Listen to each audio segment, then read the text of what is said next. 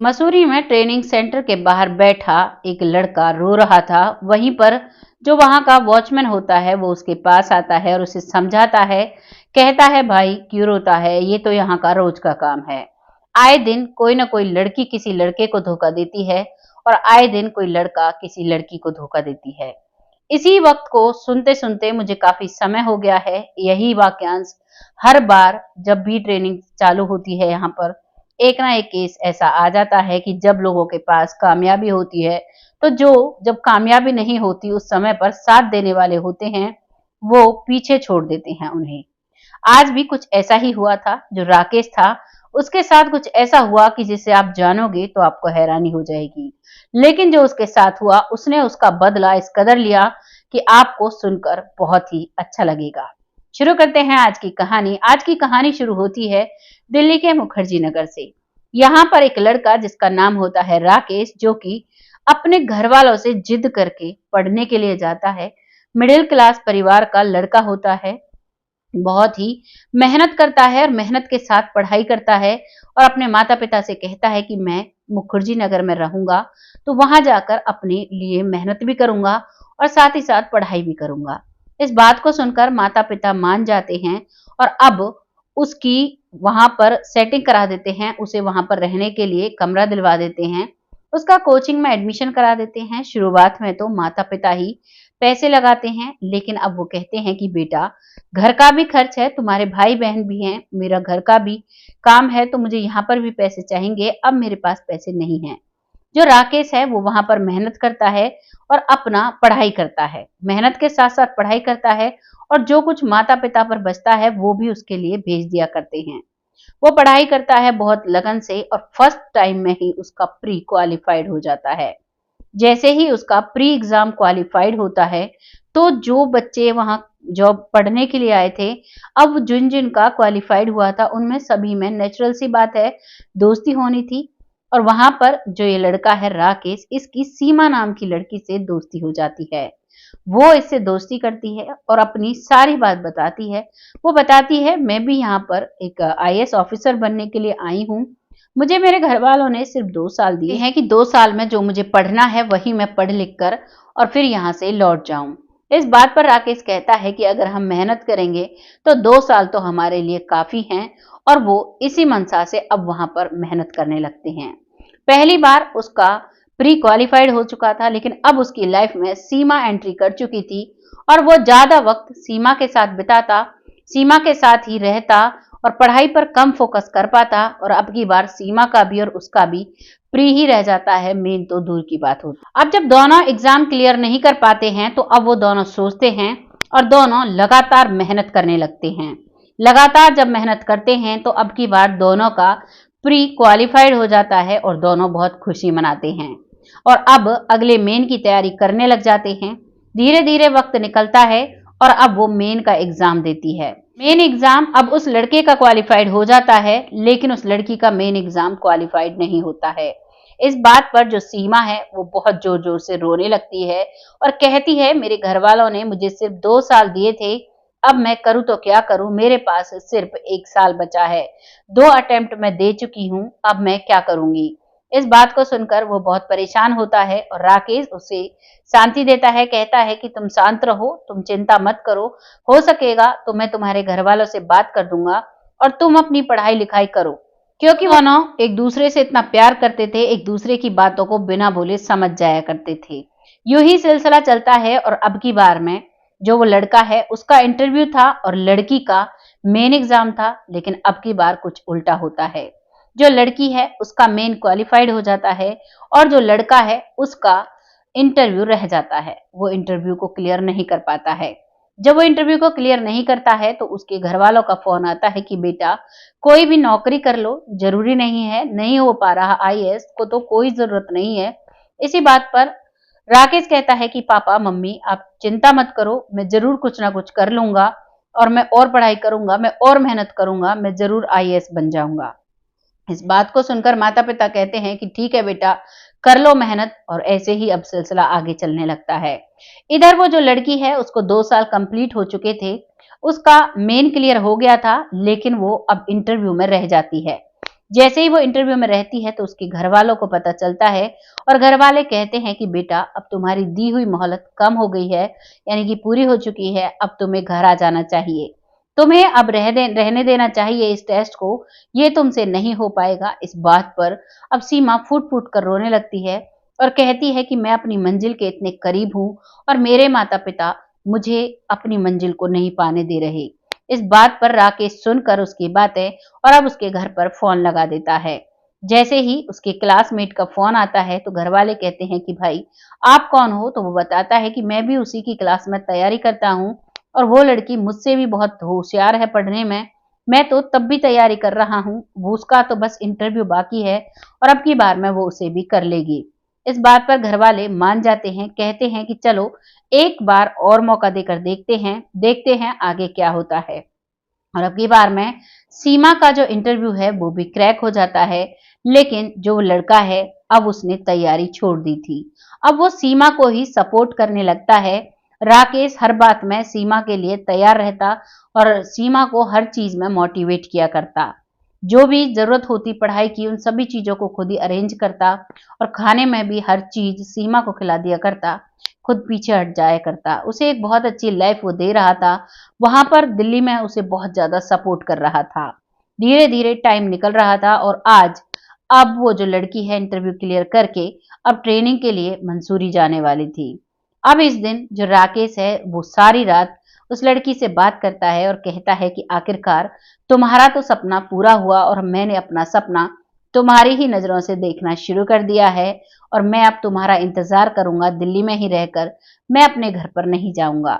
इस बात में सीमा कहती है कि कोई बात नहीं, तुम यहीं पर रहना, मैं तुम्हें फोन करती रहूंगी और दोनों मिलकर हम जी लेंगे, मुझे तुम्हारे साथ ही जीवन जीना है, बस मेरी ट्रेनिंग हो जाए और उसके बाद जहां भी मेरी पोस्टिंग होगी दोनों हम साथ रहेंगे और हम बहुत अच्छे से शादी करेंगे। अब राकेश को भी पूरा विश्वास था सीमा पर और सीमा भी उससे इन बातों को कर कर अब अपनी ट्रेनिंग के लिए चली जाती है। राकेश खुद उसे ट्रेनिंग के लिए मंसूरी गेट पर छोड़कर आता है। वो वहां पर अब ट्रेनिंग करने लगती है। धीरे धीरे फोन पर उनकी रोज शाम को बात हुआ करती थी।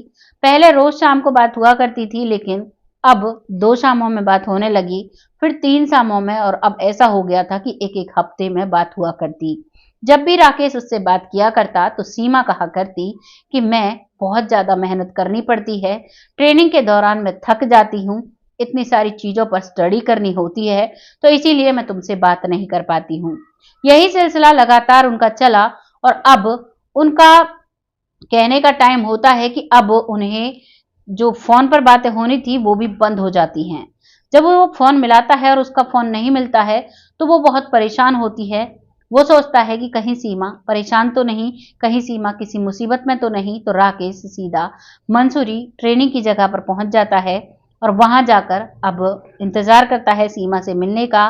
वॉचमैन को नाम बताता है, लेकिन जो सीमा थी जहां ट्रेनिंग कर रही थी वहीं पर एक लड़का होता है अभिनव, जिससे वो बात करती है, जिसके साथ रहती है, जिसके साथ ज्यादा वक्त बिताती है, अब उसी के साथ वो रहने लगती है और उसी से प्यार करने लगती है।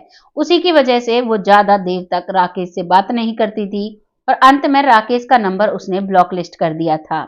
इसी वजह से राकेश का नंबर नहीं लग पाता है और अब जो सीमा है वो बहुत खुश है अभिनव के साथ।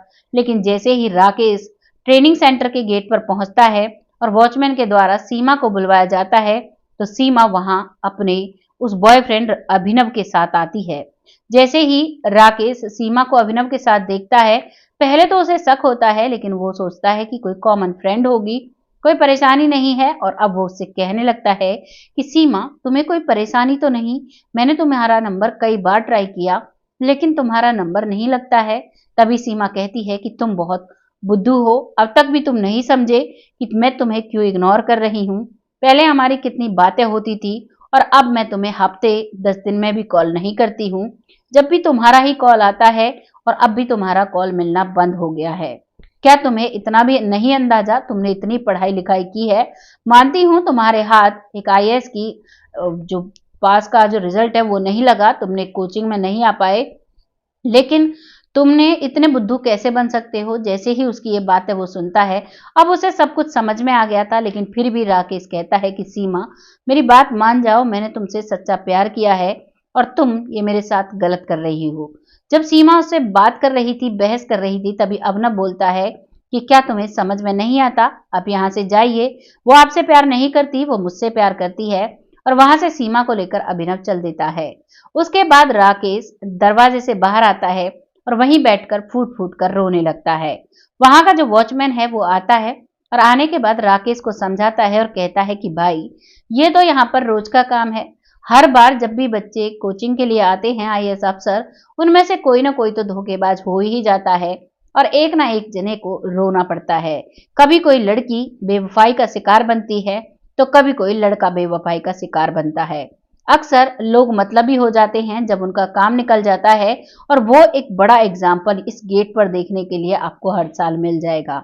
इस बात को सुनकर राकेश को कुछ तसल्ली होती और अब राकेश कुछ बड़ा करने के लिए ठान लेता है। वो वहां से उठता है, अपने आंसू पहुंचता है और वहां से वो अपने घर ना जाकर सीधा दिल्ली मुखर्जी नगर एरिया में आ जाता है। जिस कमरे पर वो रहता है वहीं पर अपने लिए वो एक किताब लिखना शुरू करता है, एक नोवेल, और उसे इतना लिख डालता है कि वो एक किताब बन जाती है। जब उसे वो पब्लिश करना चाहता है तो वो उसकी सारी प्रक्रिया चेक करता है कि इस पर कोई केस तो नहीं करेगा, इस पर कोई परेशानी तो नहीं है, क्योंकि अगर इसमें हम सही नाम और सही पता दें तो फिर कोई भी उस पर केस कर सकता है जिसका नाम है, जिसका पता है। तो इसीलिए इस नोवेल में इसने सबके नाम बदल दिए थे और अब इस कहानी को वो मार्केट में लाते हैं। जैसे ही ये नोवेल सब पढ़ते हैं तो सब इसके दीवाने हो जाते हैं और ये किताब बहुत अच्छे से पब्लिश होती है और बहुत ज़्यादा वायरल फेज में आती है।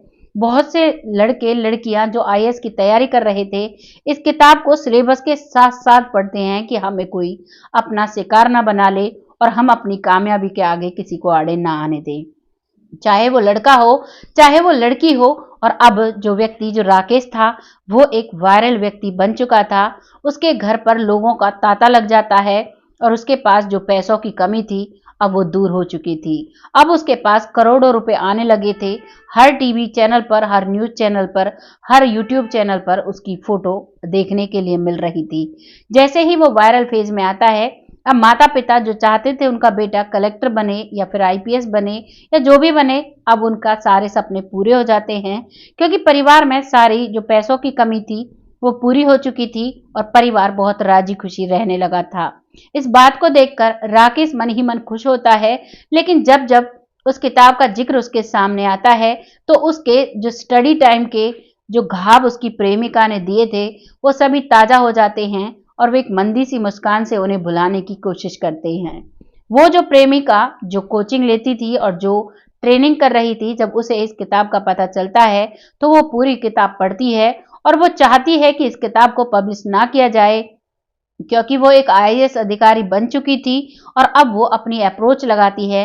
लेकिन कोई भी ऐसा वीक पॉइंट इस किताब के लिए नहीं मिलता है जिससे वो इस किताब को रोक सकें, और इसीलिए वो इस किताब को नहीं रोक पाती हैं पब्लिश होने से।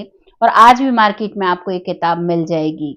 आपको इस कहानी को सुनकर क्या सीख मिली है, अपनी राय कमेंट बॉक्स में लिखिएगा, लोगों के साथ शेयर करिएगा।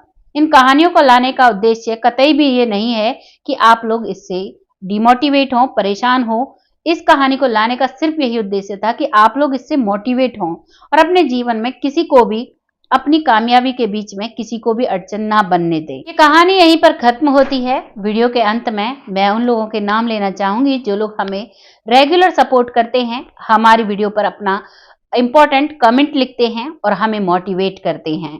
जिनमें से पहला नाम आता है नरेश सैनी, जो कि हमें बहुत अच्छे अच्छे कमेंट करते हैं, बहुत अच्छे से मोटिवेट करते हैं और उनके कमेंट से हमें बहुत ही अच्छा लगता है।